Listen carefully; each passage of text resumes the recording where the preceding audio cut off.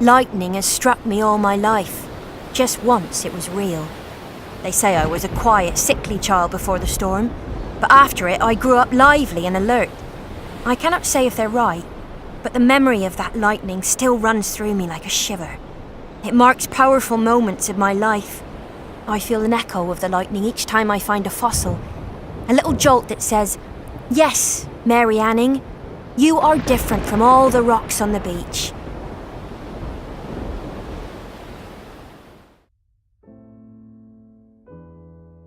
MaryAnning's story is one where triumphs and tragedies go hand in hand. Her determination and hard work sharpened her scientific skills, which led her to rise above her position as a poor, uneducated woman in Victorian England to become the Princess of Paleontology. MaryAnning was born into poverty in the seaside resort town of Lyme Regis. She was named after an older sister who had burnt to death 5 months prior. Tragedy continued when she was a baby. She survived a lightning strike that killed 3 others. Mary and her older brother Joseph were the only 2 out of 9 children born to Richard and Molly Anning who survived childhood. Although infant mortality was high at the time, it was even higher in coastal Lyme Regis, an area struck hard by the Napoleonic Wars. Although a cabinet maker by trade, Richard Anning had a passion for fossil hunting. Mary loved accompanying her father in learning how to hunt for, excavate, and prepare fossils. Lyme Regis remains a popular spot for fossil hunting to this day. In the early 1800s, however, many found the thought of fossils dangerous and disturbing. Tragedy struck again in 1810 when Richard Anning, aged 44, died after falling off of a cliff while fossil hunting. Mary was 10 years old, Joseph was 15, and Molly was pregnant. The family was left in debt and had to rely more on selling fossils. In 1811, Joseph found a skull that did not look like any animal ever seen before. A year later, when Mary was 11 years old, she found the body of the fossil. The fossil was sold to a landowner for £23, enough to feed their family for half a year. The landowner was given the credit for the find when he donated the fossil to William Bullock for display in his museum. The fossil created a sensation. The thought of one of God's creatures going extinct was not acceptable. Everyone referred to it as a crocodile. It was not named until 1817. Mrs. Stock, and she is the first person I've come across who supported MaryAnning because she, in 1813 or about, gave her the first geology book. And again, we've got this problem about Mary's education. She was incredibly intelligent. There's no doubt at all she realised what was possible. Mary studied geology and anatomy and dissected animals in her spare time. Her self-taught knowledge elevated her position in the scientific community. Mary began leading scholars on fossil hunts, including Henry Della Beach and William Buckland. Mary was at the forefront of a newly developing science, paleontology, and she was making a name for herself in the scientific community. In 1823, MaryAnning shocked the scientific community by finding a 9-foot-long, 6-foot-wide skeleton with a very small head that did not look like any living animal.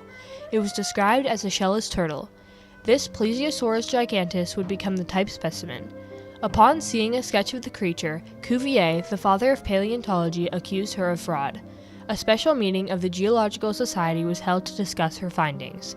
The meeting took place behind closed doors without Mary, as women were denied membership.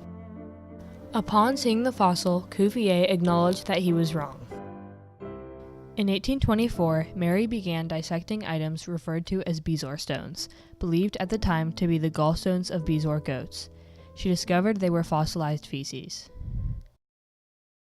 Mary was really the first person who looked inside coprolites and saw the remains of fish with scales and bone. The study of coprolites tells you key information about an animal's diet and predation habits. MaryAnning's dedication and observation showed that there's great scientific value in looking at even trivial things. By this time, the concept of extinction was still not acceptable. However, the fossils being found were unlike any living animal. So, the prevalent belief was that God put fossils into the ground. With Mary discovering fossilized feces, it was difficult for people to make this argument. In December of 1828, at the age of 29, Mary discovered the first flying reptile found in England. Buckland reported to the Geological Society.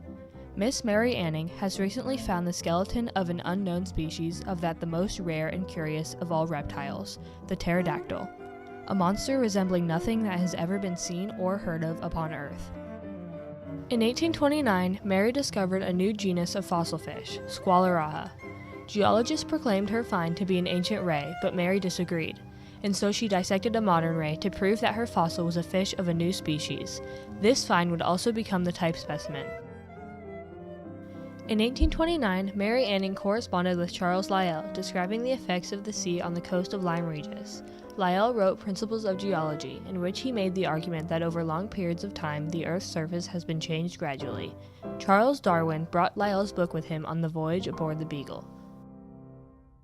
MaryAnning's work was actually instrumental in demonstrating that there was an ancient time that had ancient creatures that were very different than what we find today in the oceans. And that started to turn people's thoughts towards an ancient world and trying to figure out where these creatures might have come from and ultimately where they went.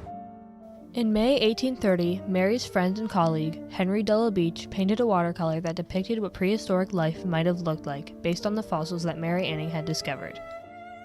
It's an incredible achievement to think that she was responsible for a great deal of the discoveries that scientists put the flesh and bones on, if you like. And some people have said that MaryAnning couldn't have done anything because she was merely a woman. And I think this is doing a total disservice to what she actually managed to do. Mary wrote to Buckland on December 21, 1830, announcing a new species. I write to inform you that in the last week I discovered a young plesiosaurus.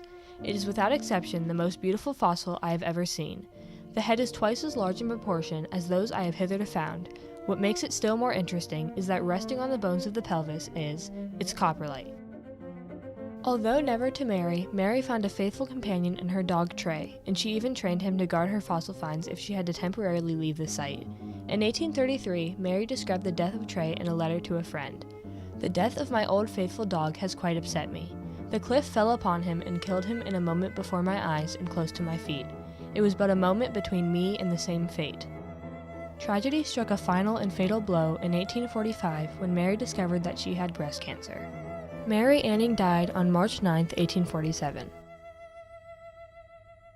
In his presidential address of the Geological Society, Mary's childhood friend, Henry de la Beach, gave his customary tribute to those fellows who had died in the past year. MaryAnning, born a poor Victorian woman, had earned such a high level of respect in the scientific community that she would be the first woman to ever be given a eulogy by the Geological Society. The Society would not permit women for another 57 years. She actually ended up running a fossil shop, owning her own business. That's an incredible achievement for an uneducated Victorian woman. She couldn't join the societies that were men only, and she couldn't write scientific papers. But considering her birth, she actually did hugely well.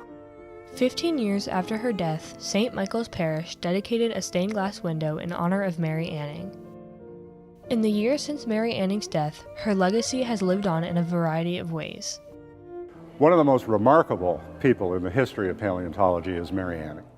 MaryAnning is the person that is the inspiration for the rhyme, "She sells seashells by the seashore."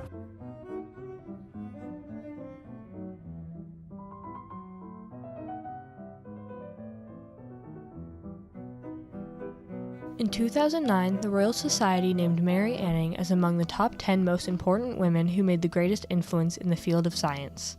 During her lifetime, Mary was not given credit for her 5 major scientific discoveries. Part of the social stratification of England that you didn't, in England, name fossils after a woman.